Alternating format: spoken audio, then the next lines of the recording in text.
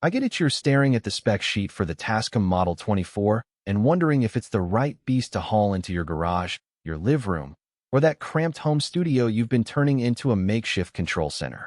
You've probably spent a few evenings scrolling through forums, watching endless unbox and test videos, and still feel that nagging doubt. What if I drop $1,000 on something that ends up gathering dust? Link is in the description if you want to check the product details on Amazon. Let's walk through why this unit might actually earn that spend, and where it could leave you wishing you'd taken a different route. First off, the Model 24 is built around the idea that you want analog handheld control without sacrificing the convenience of a modern digital workflow. The 16 high-grade mic preamps are the real workhorse here. If you run a small band, a podcast crew, or a solo artist with multiple mics, say a vocal, a drum overhead, a guitar amp, and a synth line, you can plug each directly into its own preamp, crank the gain, and shape the tone on the spot. No diving into menus, no hunting for virtual EQs on a laptop screen. In real-world sessions, that tactile immediacy means you can stay in the groove, make quick adjustments while the music is flowing, and avoid the latency that sometimes creeps in when you route everything through a computer first. What makes the Model 24 stand out from a pure analog mixer is its built-in 24-track digital recorder. You can hit record and capture every channel simultaneously at 24-bit/48 kHz straight to the internal drive. For a live band that wants to capture a full performance without setting up a separate DAW, that's a massive time saver. I've seen musicians set up a quick gig in a rehearsal space, run their instruments through the Model 24, and walk away with a multi-track file that they can later import into Pro Tools or Logic for mixing. The playback feature is equally practical. After a take, you can queue up any combination of tracks through the same mixer's faders, letting you hear how a guitar sits with the drums before you even hit the computer. That immediate reference can be a game-changer when you're trying to decide which takes are worth salvaging. Now, who should actually consider spending on this unit? If you're a small to medium live sound engineer who frequently moves between venues, the Model 24's lightweight, rugged chassis means you can pack it in a gig bag and set up in under 10 minutes.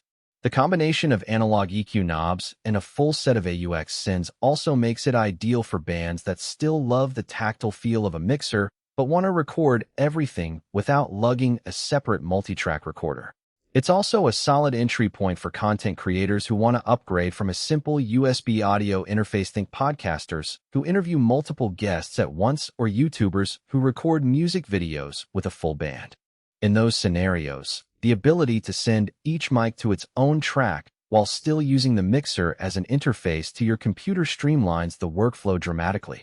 On the flip side, if you're a bedroom producer who primarily works with software instruments, virtual instruments, and rarely records live sources, the Model 24 might feel like overkill. Its resolution caps at 24-bit/48 kHz, which is fine for most projects, but falls short if you're chasing the highest resolution recordings that some modern DAWs now support at 96 kHz or higher. Also, because the unit leans heavily into handheld control, you won't find the deep routing flexibility or built-in effects that you get on larger digital consoles. That means you'll still need a separate plug-in chain or outboard gear if you rely on reverb, compression, or advanced routing tricks during the recording stage. For those who thrive on software-centric mixing, a dedicated audio interface paired with a compact analog mixer could be a more cost-effective solution. The practical strengths really shine when you look at day-to-day usage. The 16 mic preamps have a low noise floor, so you can place a condenser mic a few feet away from a vocalist and still capture a clean signal without having to boost the gain into the hiss-prone range. The EQ sections on each channel are the classic 4-band design: high, mid, low, and a sweepable mid, so you can shape each source without needing an external graphic equalizer. For a live band that wants to quickly dial in a tighter low end on the bass or tame a harsh vocal peak, those knobs are a lifesaver.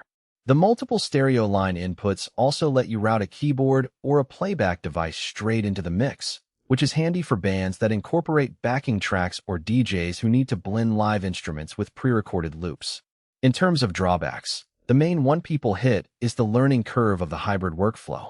If you've never mixed analog gear, the tactile nature can be a bit intimidating at first, especially when you try to juggle the physical faders, while also keeping an eye on the on-screen meters for recording levels. There's a slight delay when you switch between the live mixing mode.